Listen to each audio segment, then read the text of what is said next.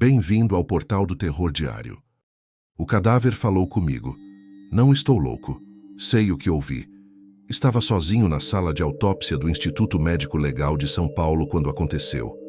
3 da manhã, meu 12º plantão consecutivo, e os olhos dela, que deveriam estar eternamente fechados, se abriram devagar enquanto eu fazia a incisão tórax. Você tem certeza do que está vendo, Dr. Renato? A voz não veio de lugar nenhum, e de todos os lugares ao mesmo tempo. Um sussurro gelado que congelou meu sangue. Derrubei o bisturi. O objeto metálico ressoou no piso de cerâmica com um tilintar que ecoou por toda a sala fria. Impossível. Clinicamente impossível. A mulher havia chegado há 4 horas, vítima de um afogamento na represa Billings. Pele azulada, rigidez cadavérica completa, livores fixados nas costas, temperatura corporal, compatível com o tempo de morte estimado. Como poderia falar? Como seus olhos poderiam se mover? Estou alucinando, pensei. É o cansaço, as noites mal dormidas, a solidão desta sala gelada com apenas cadáveres como companhia. Mas então, os lábios dela, aqueles lábios roxos e inchados, pela água se moveram novamente. Olhe direito para meu pulso esquerdo, doutor. Há algumas coisas que 16 anos de medicina legal não te preparam para enfrentar. Esta era uma delas. Aproximei-me cautelosamente, lutando contra o impulso de fugir daquela sala. No pulso esquerdo, quase imperceptível, estava uma minúscula marca, um símbolo que não consegui reconhecer imediatamente. Algo como um 8 deitado, mas com uma linha vertical atravessando-o. Quando levantei os olhos, os dela estavam fechados novamente. O corpo, imóvel. Tudo parecia normal, exceto por uma coisa. Meu gravador de voz, que sempre deixo ligado durante as autópsias, havia parado de funcionar exatamente às 3h13 da manhã. Como explicar o inexplicável? Como continuar meu trabalho depois disso? E a pergunta que mais me atormentava: por que, entre todos os médicos legistas, aquele cadáver escolheu falar comigo? Não sabia então que aquela noite seria apenas o começo, que aquele símbolo no pulso dela me levaria a descobrir segredos que deveriam permanecer enterrados, que em menos de 8 horas eu estaria questionando tudo o que acreditava sobre vida, morte e a tênue linha que as separa. A verdade é que há lugares escuros neste mundo onde a ciência não alcança, lugares dentro de nós mesmos. E eu estava prestes a ser arrastado para um deles, sem jamais deixar aquela sala fria de autópsia. Meu nome é Renato Mendes, 42 anos, médico legista concursado há 16 anos, divorciado sem filhos, um homem da ciência até a medula. Sempre fui o tipo de pessoa que busca explicações racionais para tudo. O aluno que questionava os padres no colégio católico, o estudante de medicina que passava horas extras no laboratório tentando entender anomalias, o profissional que os colegas chamam quando um caso é particularmente difícil de explicar. Irônico, não? O cético sendo escolhido para testemunhar algo que desafia todas as suas crenças. Tentei me acalmar. Apoiei-me na bancada de instrumentos, respirando profundamente o ar frio, carregado com o cheiro doce e amargo de formol e morte. Precisava ser metódico, racional. Foi assim que sobrevivi ao divórcio, à solidão, aos anos lidando com os restos mortais que ninguém mais quer ver. Examinei a ficha da mulher na mesa. Teresa Aguiar, 37 anos, professora de antropologia na USP, especialista em religiões afro-brasileiras. Solteira, encontrada boiando na represa Billings por pescadores ao amanhecer, sem sinais externos de violência além dos esperados em um afogamento. Continuei a autópsia, embora minhas mãos tremessem. Os pulmões estavam completamente secos, sem água. Impossível. Em um afogamento. Parece confuso, doutor. A voz novamente como gelo líquido escorrendo pela minha coluna. Não é um afogamento comum, é? Dei um passo para trás, derrubando a bandeja de instrumentos. O estrondo metálico ecoou pelas paredes de azulejo, reverberando como um sino distorcido. Os olhos dela estavam abertos novamente, fixos em mim. Você não está louco? Um sorriso estranho se formou naqueles lábios pálidos. Estou realmente falando com você. Isso é impossível, murmurei, sentindo meu coração martelar contra as costelas. Você está morta. Morte é um conceito mais fluido do que sua ciência reconhece, Dr. Renato. O cadáver virou levemente a cabeça na direção da porta trancada da sala de autópsia.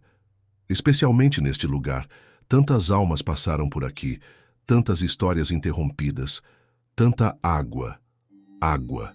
A palavra ecoou estranhamente na sala. Refrigerada, por que eu? Consegui perguntar. Porque você conhece a verdade, mesmo que não se lembre ainda. O cadáver ergueu o pulso esquerdo, onde a marca parecia mais visível agora. E porque você tem uma dívida a pagar. Nesse momento, as luzes da sala piscaram violentamente. Os monitores ligados começaram a exibir estática, e um dos canos expostos no teto estourou sem aviso, encharcando tudo com água gelada. Corri para a porta, apenas para descobri-la travada. Puxei, empurrei e bati com os ombros, nada. A fechadura eletrônica piscava em vermelho, negando minha saída. Não tente escapar, doutor. Teresa Aguiar estava sentada agora na mesa de autópsia, a incisão e aberta em seu peito. A nossa conversa mal começou. A água do cano estourado continuava jorrando, formando poças no chão de azulejo. Teresa, ou o que quer que estivesse animando seu corpo, me observava com uma curiosidade quase científica. O que você quer? De mim? Gritei, tentando me fazer ouvir acima do barulho da água. Quero que você se lembre. Me lembre do quê? De Marina. O nome atingiu-me como um soco físico. Marina, minha ex-esposa, morta há 3 anos em um acidente, na praia, afogada. O que você sabe sobre Marina? Perguntei, tremendo não de frio, mas de medo. Teresa deslizou da mesa, ficando de pé no chão molhado. Sei que ela não deveria estar morta. Sei que você a observou se afogar sem oferecer ajuda. Sei que você falsificou o relatório do acidente. Isso é loucura, gritei, sentindo uma pressão estranha no peito. Eu amava Marina, foi um acidente trágico. Então por que seu subconsciente o trouxe para a medicina legal, Dr. Renato? Por que passou os últimos 3 anos cercado de cadáveres, dissecando os mortos como se procurasse respostas dentro deles? Tentei a porta novamente, desesperado. Bati, gritei por ajuda. A sala de autópsia ficava no subsolo do IML. Àquela hora, apenas o segurança estaria presente, provavelmente dormindo em sua cabine no andar superior. Ninguém me ouviria. Você sabe por que escolhi este momento para falar com você, doutor? Perguntou Teresa calmamente, apesar da água que agora atingia nossos tornozelos. Porque hoje faz exatamente 3 anos. 3 anos desde que Marina morreu naquela praia em Peruíbe. Como ela poderia saber disso?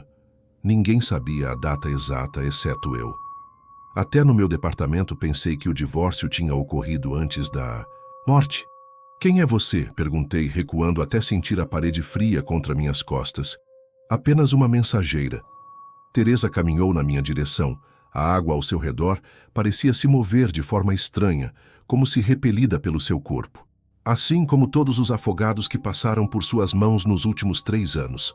Todos tentando alcançá-lo, fazê-lo lembrar, fazê-lo confessar.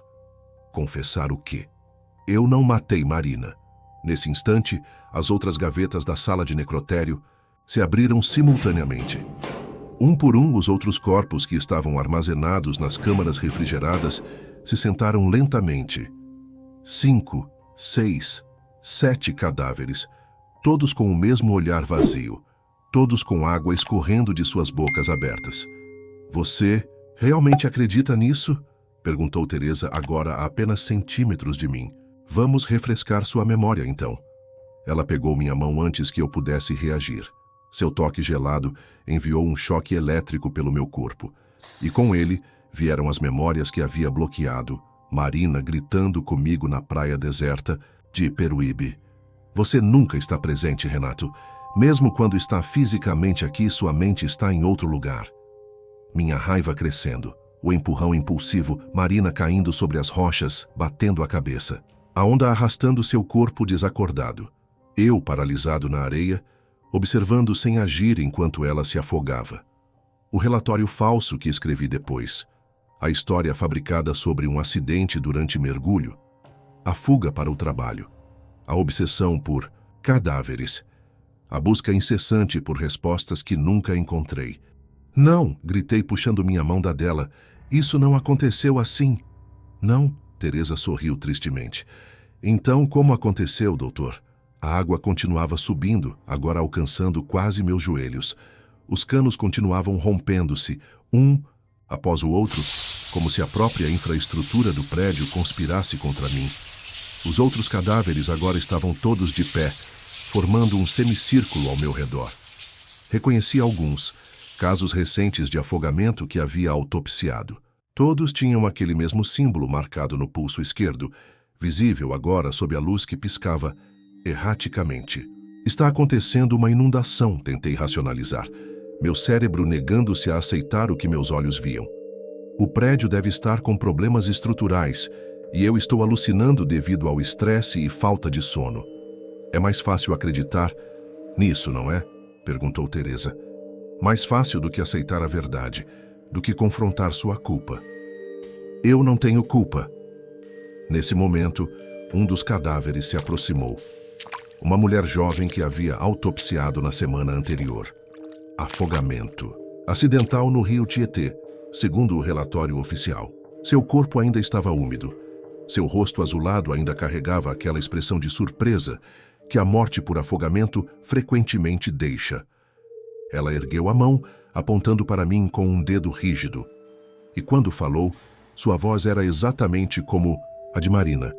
Você me deixou morrer, Renato. Cai de joelhos na água gelada. A voz de Marina saindo da boca daquele cadáver recente era demais para minha sanidade já fragilizada. Como isso é possível, né, balbuciei. A morte não é o fim, Dr. Renato, explicou Teresa, observando-me de cima. É apenas uma transição, e algumas almas ficam presas quando partem em circunstâncias traumáticas, especialmente quando há uma injustiça não reconhecida. Os outros cadáveres permaneciam em silêncio, formando um júri macabro ao redor de mim. A água continuava subindo, agora alcançando minha cintura, enquanto eu permanecia ajoelhado. O que você quer que eu faça? Perguntei finalmente derrotado. Reconheça, confesse, aceite sua responsabilidade.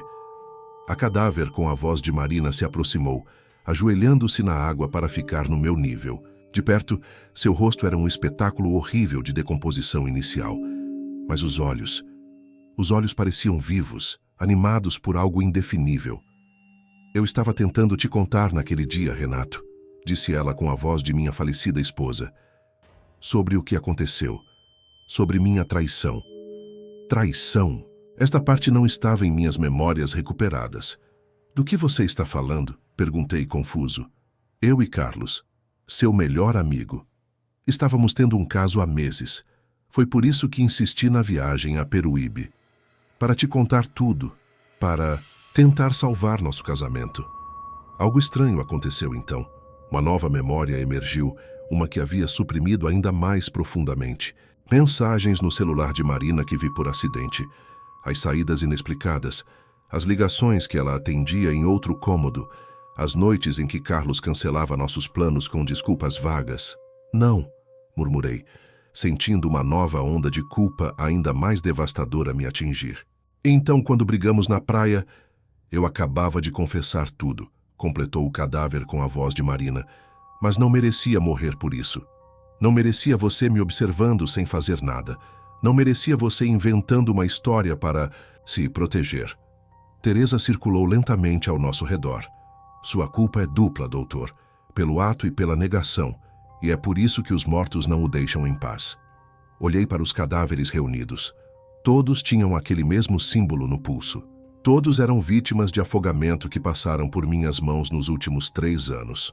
O símbolo, falei, compreendendo parcialmente, é algum tipo de marca que conecta os mortos? É mais que isso, respondeu Teresa. É a marca dos que partiram com perguntas não respondidas, dos que buscam justiça além da morte. São todos como você, capazes de falar, de se mover? Não, eu sou diferente. Uma médium entre os mundos, por assim dizer. Os outros são apenas vasos, canais. É só através de mim que eles podem se comunicar com você. Médium. Uma palavra que nunca teria usado ou acreditado antes. Mas agora, ajoelhado na água fria de um necrotério inundado, rodeado de cadáveres animados, qualquer senso de normalidade havia muito se esvaído. O que acontecerá se eu confessar? Perguntei, tremendo. A verdade sempre liberta, Dr. Renato. Marina poderá seguir adiante. Os outros também. E quanto a você... Teresa fez um gesto abrangendo a sala inundada. Isso dependerá de suas próximas escolhas. Virei-me para o cadáver que falava com a voz de Marina.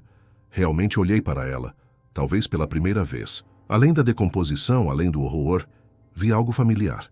Algo que reconheci. Uma paz subjacente, uma aceitação que Marina sempre teve e que eu nunca compreendi completamente. Eu sinto muito, falei finalmente, lágrimas se misturando à água que subia. Sinto muito, Marina. Eu te empurrei, sim. Foi impulsivo. Um momento de raiva depois que você confessou a traição com Carlos. Não tive intenção de machucar, seriamente. Mas quando você caiu nas rochas, quando a onda te arrastou, eu simplesmente congelei, não consegui me mover. Parte de mim queria te salvar, mas outra parte pensou que talvez você merecesse aquilo pelo que tinha feito conosco.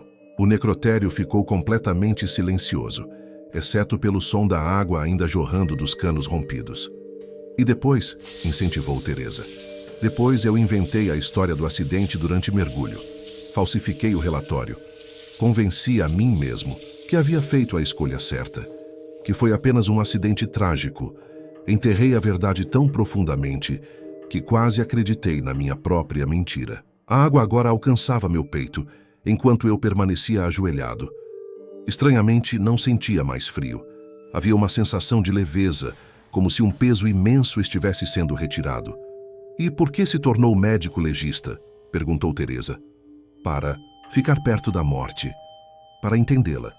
Talvez para me punir inconscientemente.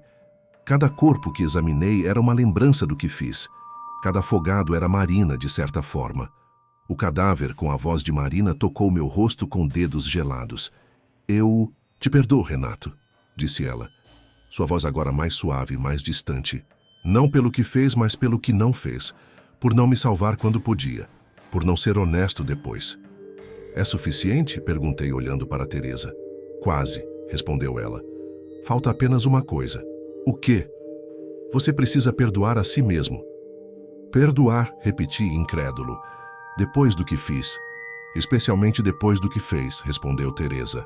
Carregou esta culpa por 3 anos, Dr. Renato. Usou-a como escudo contra a vida, como desculpa para se isolar, para se punir. A confissão é apenas o primeiro passo. O perdão é a parte mais difícil. A água continuava subindo inexoravelmente. Agora alcançava meu pescoço, enquanto eu permanecia ajoelhado.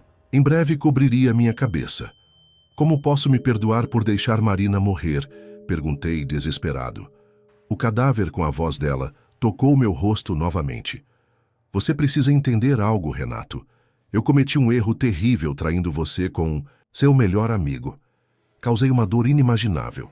O que você fez foi errado, mas nasceu de um momento de traição e dor extrema. Mas eu deveria ter tentado salvá-la. Deveria ter feito algo. Sim, concordou ela. Deveria, mas não fez. E agora precisa aceitar isso. Aceitar que falhou, que tomou a decisão errada em um momento de raiva e traição. Aceitar que é humano. A água alcançou meu queixo.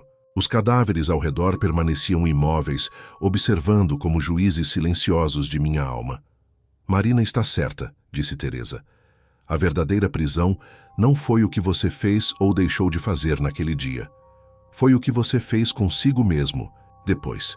Como se puniu, como se isolou, como negou a verdade até para si mesmo.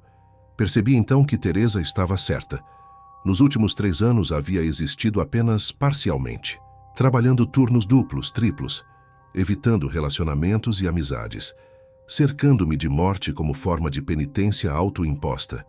Nunca mais falei com Carlos, não por raiva pela traição, mas por medo de que ele descobrisse o que realmente aconteceu com Marina. A água alcançou meus lábios. Tive que inclinar a cabeça para trás para continuar respirando. E se eu não conseguir me perdoar? Perguntei, a água quase entrando em minha boca. Então continuará preso. respondeu. Teresa simplesmente. Assim como Marina, assim como todos nós. O necrotério agora estava quase completamente submerso. As luzes piscavam sob a água, criando um espetáculo etéreo de sombras dançantes. Os cadáveres flutuavam silenciosamente ao meu redor, seus olhos fixos em mim. A água cobriu completamente minha cabeça. Não tentei lutar. Não tentei nadar para a superfície.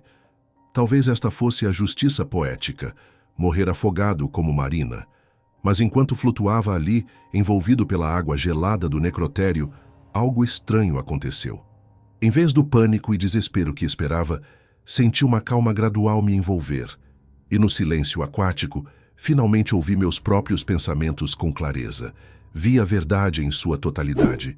Não apenas minha culpa, mas também minha humanidade. A raiva que me consumiu naquele dia ao descobrir a traição. A covardia depois. As mentiras que contei a mim mesmo. Mas também vi algo mais. A pessoa que fui antes da tragédia. O médico dedicado. O marido que, apesar de tudo, realmente amou sua esposa.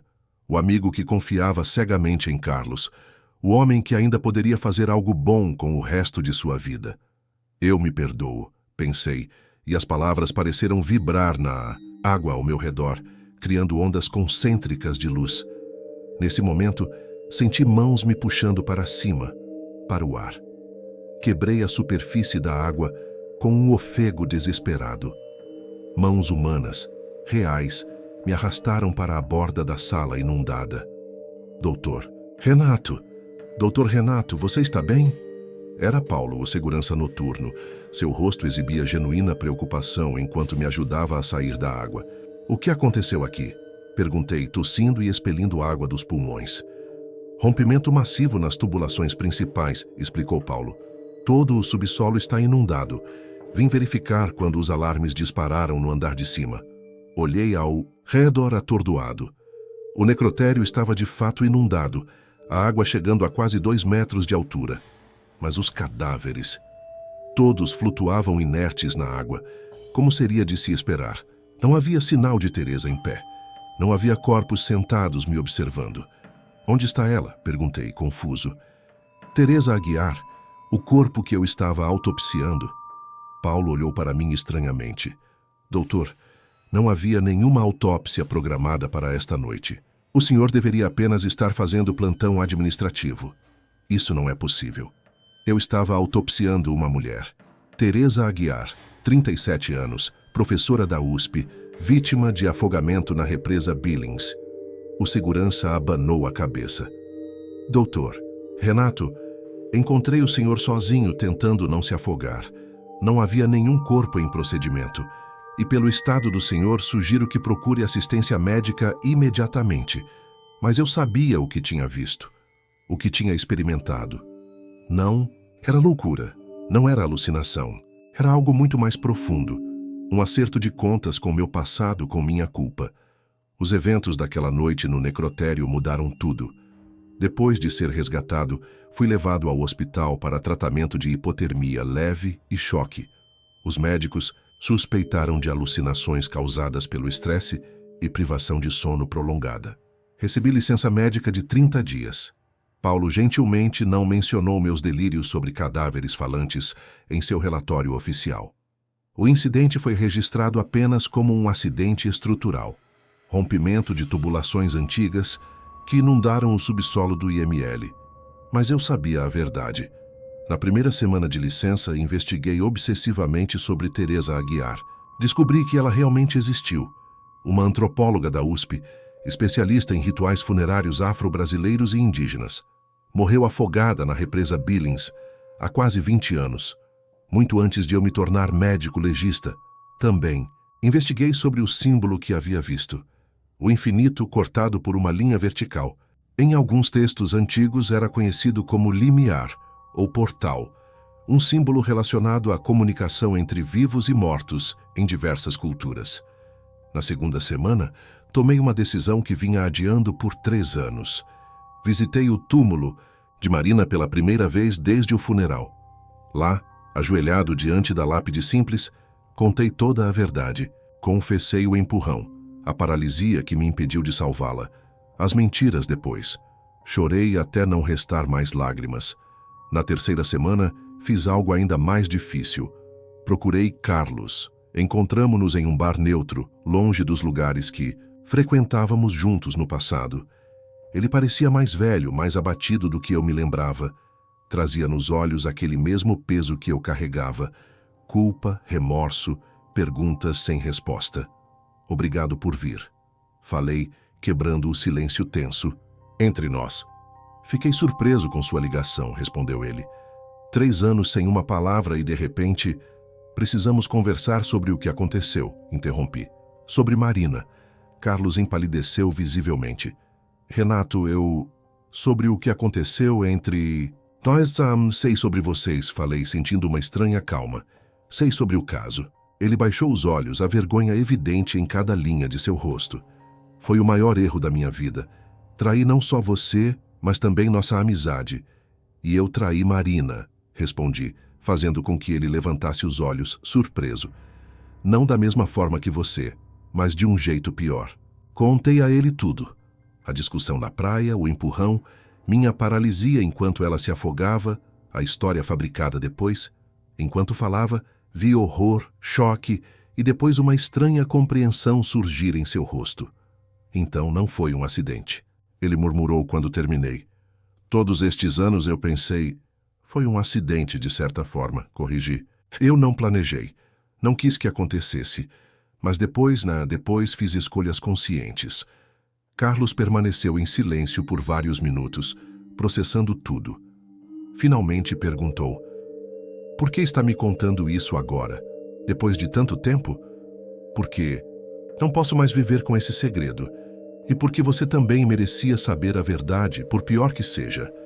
Esperava raiva, acusações, talvez até violência. Em vez disso, Carlos começou a chorar silenciosamente. Nós dois a traímos, disse ele finalmente. De maneiras diferentes, mas igualmente destrutivas. Deixamos o bar juntos, 2 homens quebrados pelo peso dos próprios erros. Não éramos amigos novamente. Nunca mais seríamos. Mas havia um entendimento mútuo, um reconhecimento compartilhado de falhas profundamente humanas. Na 4ª semana, voltei ao IML para uma reunião com a diretoria. O subsolo havia sido completamente reformado após a inundação. Novos canos, novo sistema elétrico, até mesmo novas mesas de autópsia. Era como se o necrotério tivesse renascido. Apresentei minha carta de demissão. Tem certeza disso, Mendes? Perguntou o diretor, genuinamente surpreso. Você é um dos nossos melhores. Esse incidente no necrotério não foi culpa sua.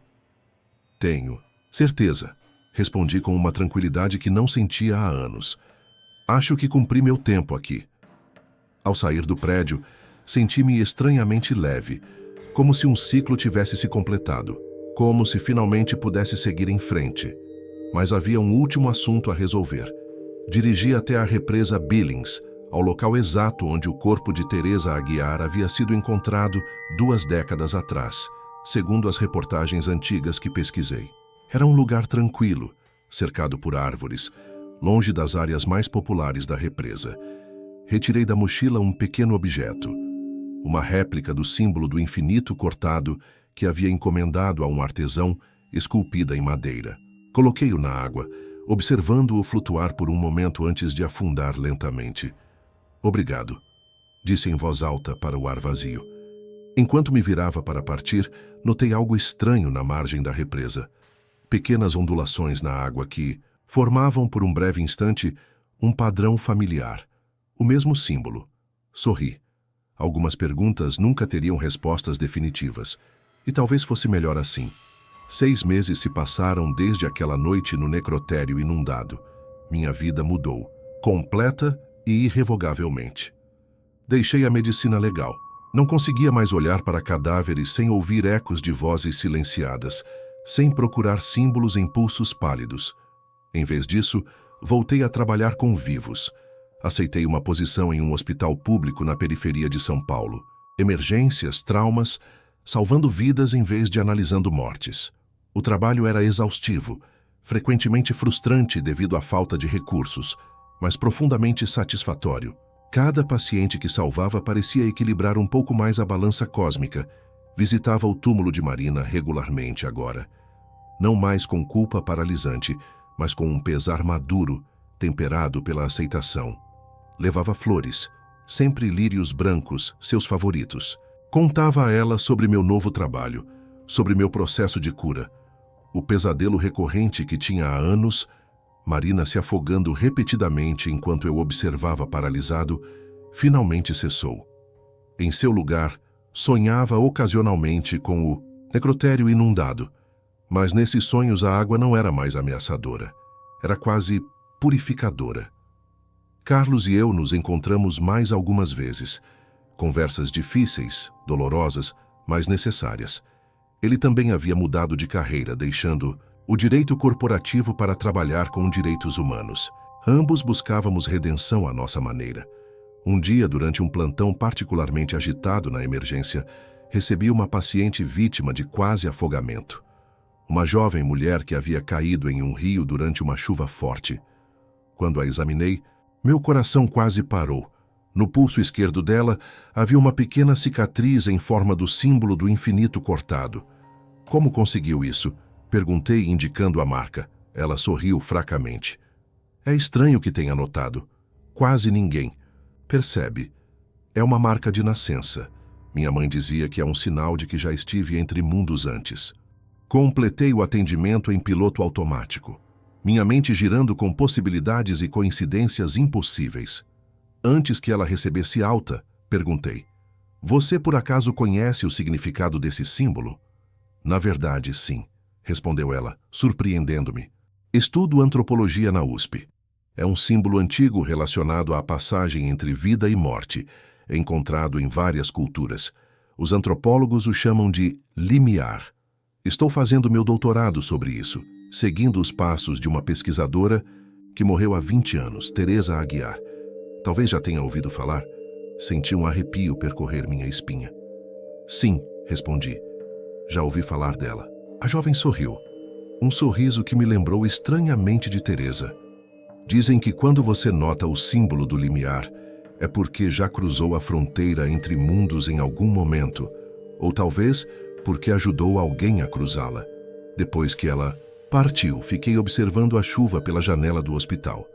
As gotas formavam padrões hipnóticos no vidro, e por um instante jurei ver aquele mesmo símbolo se formar e desaparecer.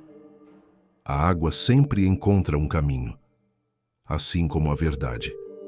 Assim como o perdão. Assim como nós, eventualmente, encontramos nosso caminho de volta à vida, após conhecermos intimamente a morte. 1 ano depois da noite no necrotério, recebi um pacote estranho em meu apartamento. Não havia remetente, apenas meu nome e endereço, em uma caligrafia elegante e antiquada.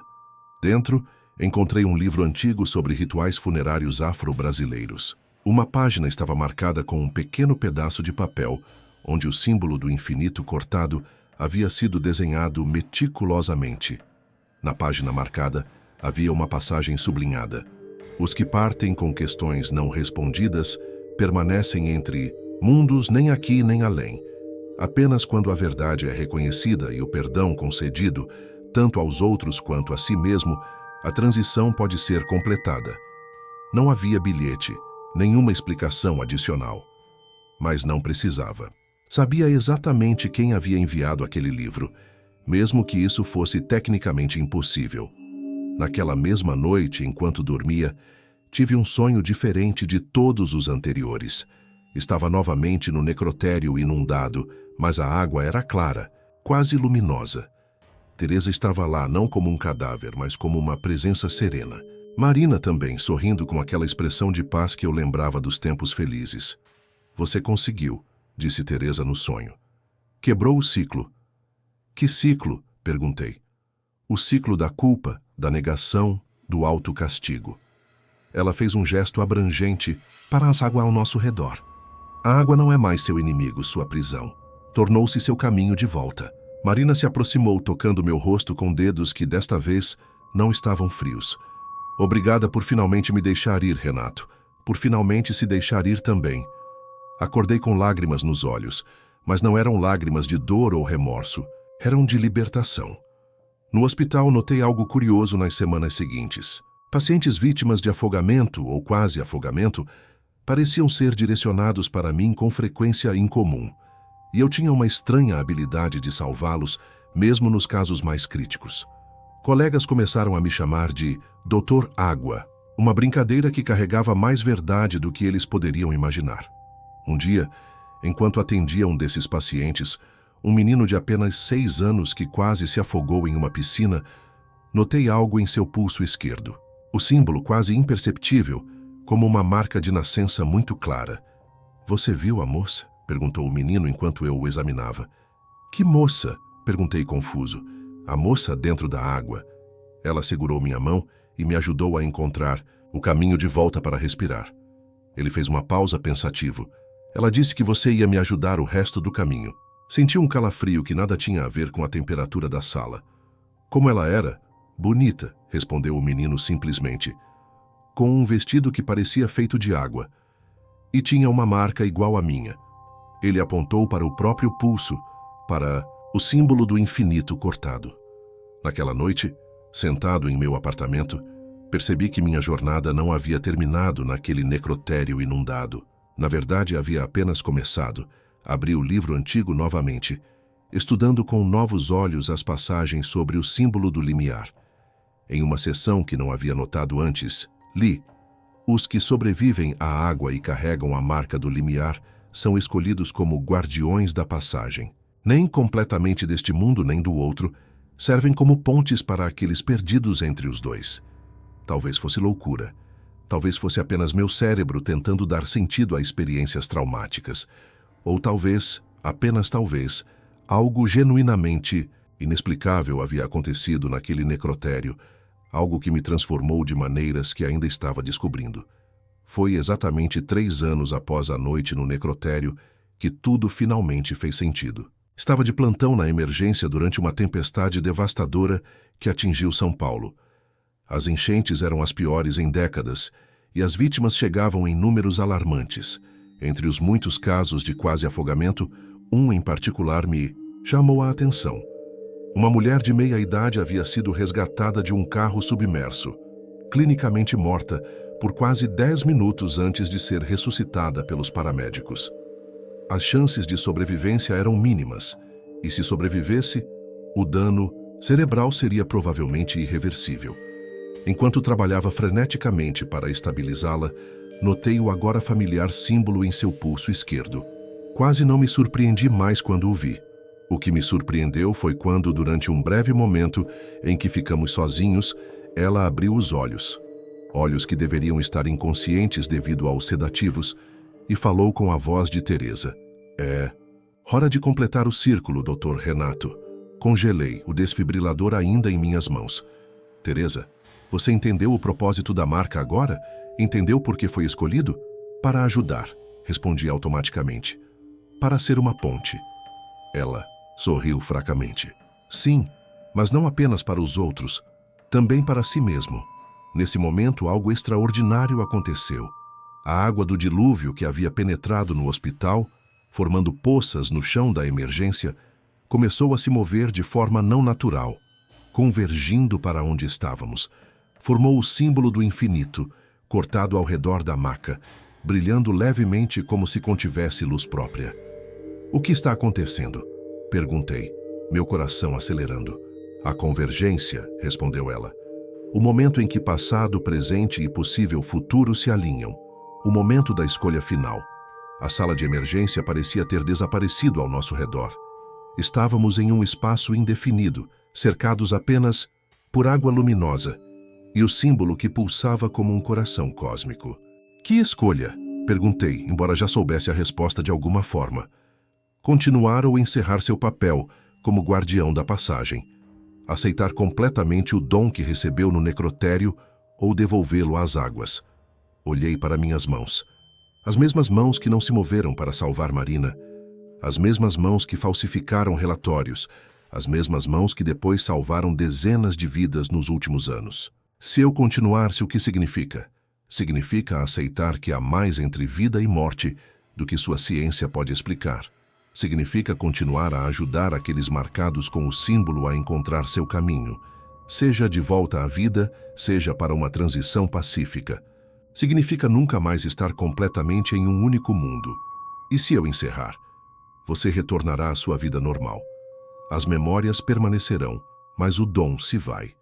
Não verá mais a marca, não será mais um guardião da passagem. Pensei em todos, os pacientes que havia salvo nos últimos anos, nas conversas estranhas com aqueles que haviam visto a moça na água, no propósito que havia encontrado após tanto tempo perdido na culpa. Não é realmente uma escolha, é? Sorri, compreendendo. Finalmente, nunca foi. Teresa sorriu de volta. Não. A escolha foi feita naquela noite no necrotério. Isto é apenas confirmação. Estendi as mãos, tocando a água luminosa que formava o símbolo. Sob meus dedos, a linha vertical que cortava o infinito começou a se transformar, tornando-se uma ponte em vez de uma divisão. Aceito, disse simplesmente. A água ao nosso redor brilhou intensamente por um momento e então voltamos à realidade da sala de emergência. A paciente, inconsciente novamente, com sinais vitais estabilizando, as poças de água no chão normais novamente. Tudo aparentemente comum, exceto por uma coisa. No meu próprio pulso esquerdo, agora havia o símbolo do infinito com uma ponte. Não mais uma cicatriz ou marca, mas como uma tatuagem feita de luz sob minha pele. Um dos enfermeiros entrou correndo na sala. Doutor, temos mais vítimas chegando. 5 casos graves de afogamento. Precisamos de você agora. Olhei uma última vez para a paciente estabilizada. Sussurrei um obrigado silencioso e parti para continuar meu trabalho em ambos os mundos. Hoje faz exatamente 5 anos desde aquela noite no necrotério.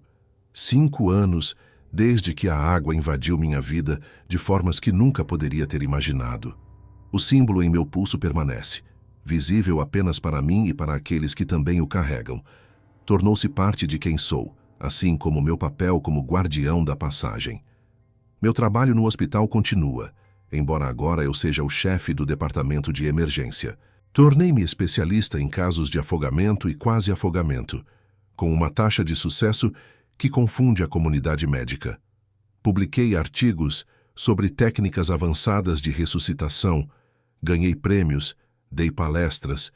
Ninguém sabe que meu verdadeiro trabalho acontece nos momentos mais íntimos com esses pacientes, nos instantes em que pairo com eles entre mundos, ajudando-os a decidir se voltam ou seguem adiante. Teresa aparece ocasionalmente, sempre através de pacientes diferentes, sempre no momento exato em que preciso de orientação.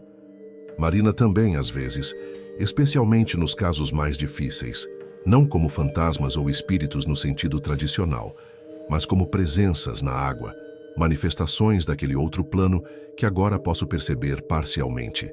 Aprendi muito nestes anos, que a morte não é um fim, mas uma transformação, que a culpa pode ser tanto prisão quanto catalisadora, que o perdão, especialmente o auto-perdão, é a chave para a liberdade.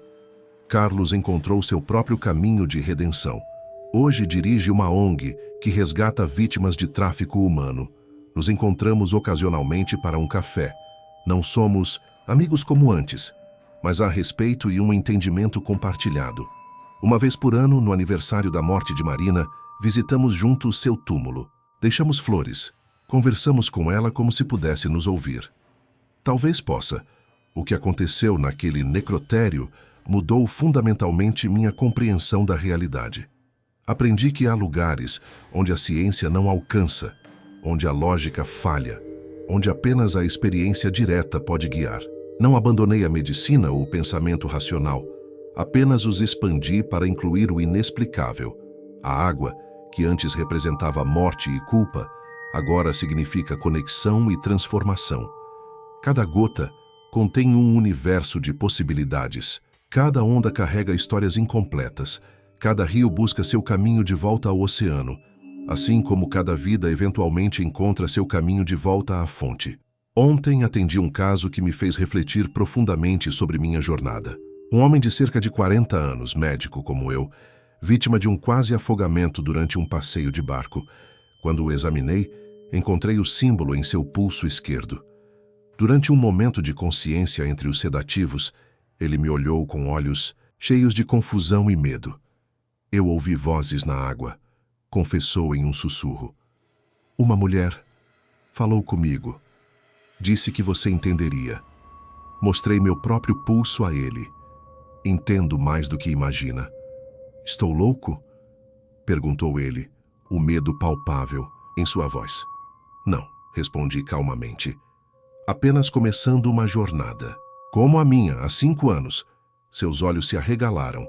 No necrotério, durante a inundação, foi minha vez de ficar surpreso. Como você sabe disso? Ela me mostrou. A mulher na água. Disse que há outros como você, como nós, guardiões, espalhados por aí ajudando na passagem. A ideia de que havia outros como eu, de que não estava sozinho nesta estranha vocação, nunca havia me ocorrido. Mas fazia sentido de certa forma. Um fenômeno tão vasto não poderia depender de apenas uma pessoa. O que acontece agora? Perguntou ele. Você decide, respondi honestamente.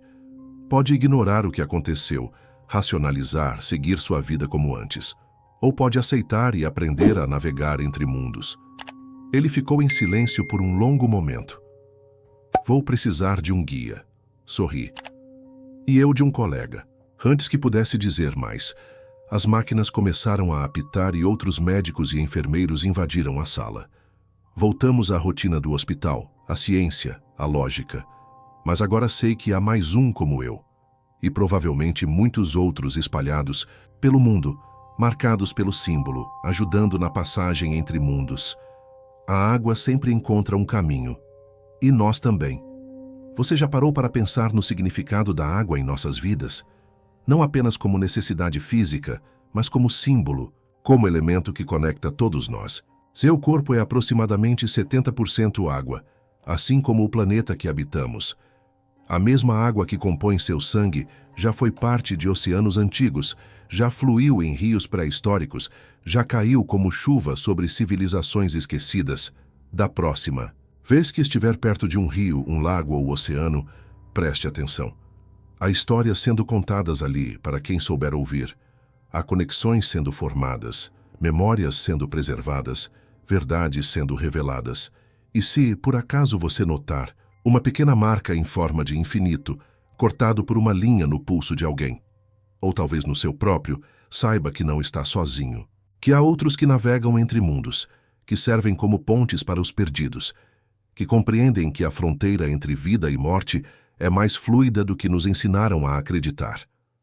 A água sempre encontra um caminho, através de corpos, através de vidas, através dos espaços entre mundos, e talvez, apenas talvez, através de você. Agora que chegamos no final, se inscreve e comente. Vamos abrir o portal do seu próximo pesadelo diário, porque o portal nunca fecha, apenas espera pela próxima história.